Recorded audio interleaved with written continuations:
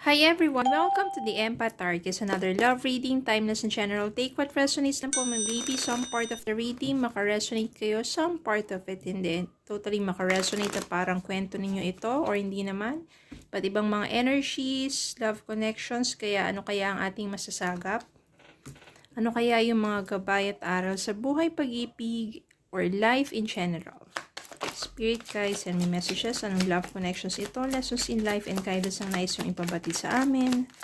Mga aral at gabay sa buhay, pag-ibig.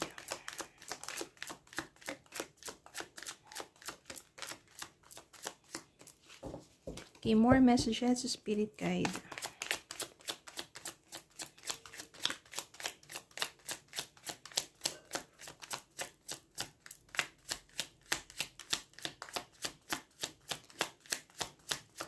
More messages, spirit guide. Yan. Yan natin.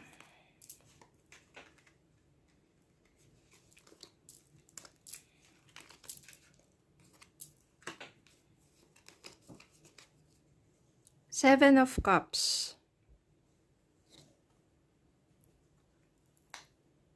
Ace of Cups. Two of Cups. O, malakas agad dito yung mga water sign. Hermit. Five of Wands. Ten of Cups. Queen of Wands. Queen of Swords. Knight of Swords. Eight of Cups. So, meron ditong Five of Wands. Baba muna natin to. Five of Wands. Pagtatalo. Yung matinding pagtatalo na yan, conflict, pag-aaway-away. Maraming taong involved. Maaaring hindi lang yung person mo, maybe other parties, pwede rin friends, pwede rin barkada, pwede rin family. At nauwi ito sa iniwan ka ng person mo. Siyempre, sobrang sakit para sa'yo kasi siguro hindi ka napaglaban. Parang ganun yung nasisense ko dito. Hindi ka niya kayang ipaglaban, hindi ka niya naipaglaban. Kaya, hindi niya naipaglaban ang iyong pagmamahalan. Nauwi sa hiwalayan. Pagtatalo hanggang sa iniwan ka ng person mo. Dumating din sa point ng buhay mo na gusto mo lang mapag-isa. Nagpakalayo-layo ka, syempre sobrang sakit, nagmahalan kayo, pero sa bandang huli, hindi ka naman pala kayang ipaglaban o hindi kayang, parang hindi sapat ang love to fight for it and for you to be together. Kaya, nagkaroon ka naman ng spiritual reflections sa mga nangyari sa'yo. Then, dumating dito yung time na naisip mo, wala naman, medyo naka-move forward ka na, nakabangon-bangon ka na, nakita mo naman na maraming options pagdating sa love. Hindi lang naman dapat nakatuon o naka-stuck ka sa isang tao. Maraming tagahanga, maraming nandyan sa paligid mo who admires you for being strong. At doon, merong isang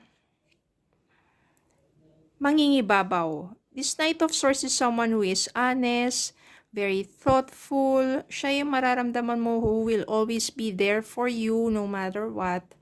Siya yung someone na talagang mafe-feel mo na concern talaga sa'yo. Then, ito yung bibigay ng panibagong, sabihin natin, siya yung magiging dahilan bakit muling titibok ang puso mo. Siya yung someone na mararamdaman mo yung love, yung care, kaya mapapamahal ka sa taong to. Then eventually, magiging kayo, Two of Cups.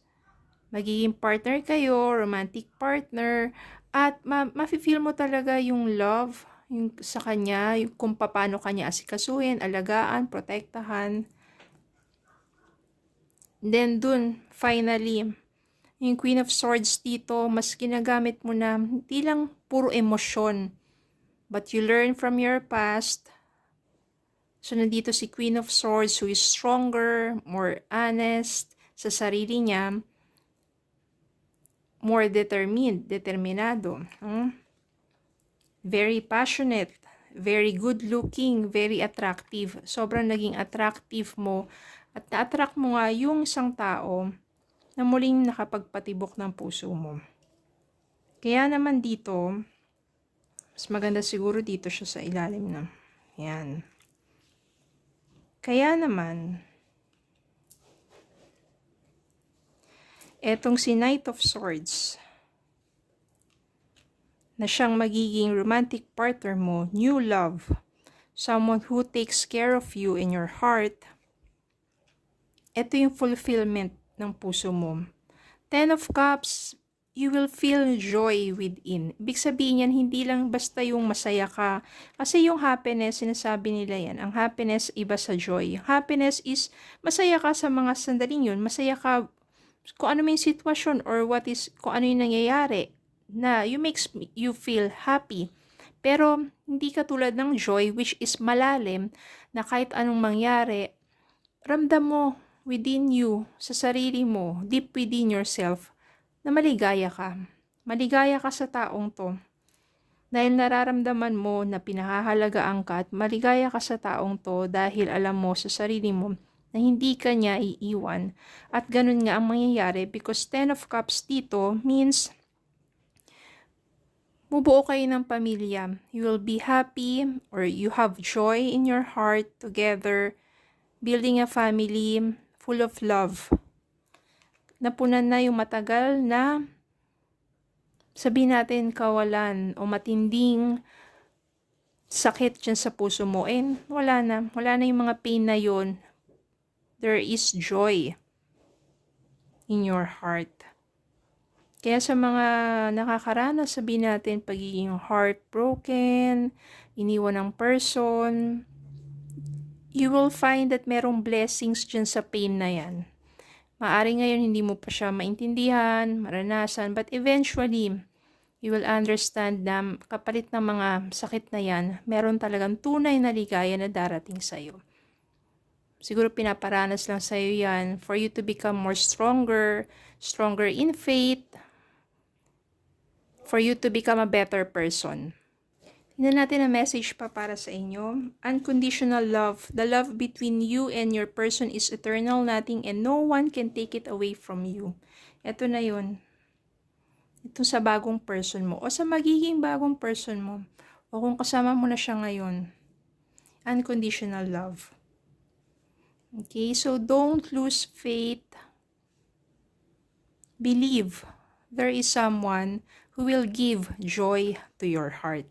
Okay, so para lang yung sa pelikulang Hello Love, Goodbye, Hello Love Again, merong joy si Ethan. Ayun. Okay, anyone, thank you so much for your support. Please always watch the readings. Kapag naka-resonate kayo, comment, like, share. Okay, so yun lang po. Maraming salamat po. Have a good day po and God bless.